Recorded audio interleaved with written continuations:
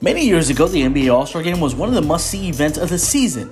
After all, how often would you be gifted with all of the league's greatest players on the court at the same time?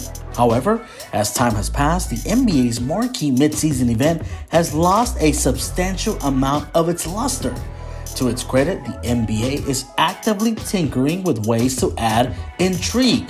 In 2018, the East versus West was a cast aside in favor of two All-Star captains selecting their own teams.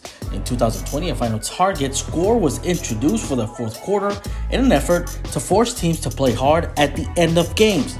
However, television ratings are decreasing, with just 5.9 million viewers in 2021. For context, the 2011 NBA All-Star Game had over 9 million viewers.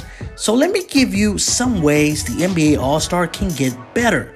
The 2022 NBA All-Star Game is set over the weekend in Cleveland, Ohio. However, 10 days prior, captains LeBron James and Kevin Durant, who will not be playing this weekend due to injuries, made the roster selections in the All-Star Draft. However, was it a good way to get fans invested? I think not.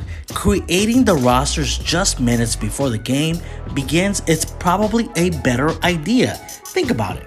All the All-Star selections line up on the court in front of a packed house, then one by one, the captains select their players until both teams are full. Then it's go time, no strategizing, no blustering, simply just basketball. What if the winner of the All-Star Game gets home court advantage in the NBA Finals?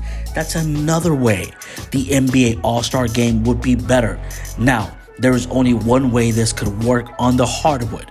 To do this, the NBA will have to forgo team captains and drafts and switch back to the East versus West format. Simply put, it would be hard for Curry to lay everything on the line so Durant and the Nets can get home court advantage in the finals.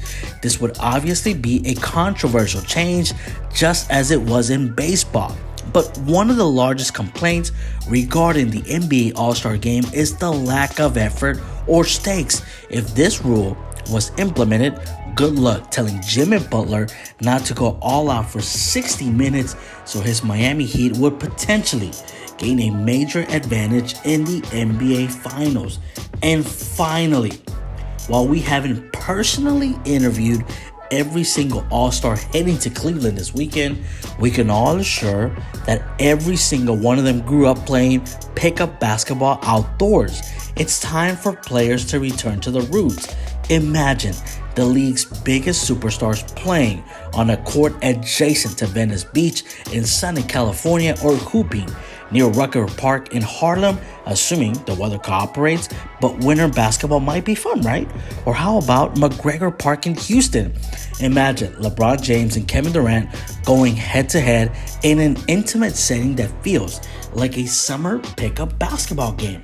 The NBA has discussed the possibility of an outdoor game. If that just so happened to be the All-Star Game, ratings will go through the roof, metaphorically speaking, of course, because, it's outdoors.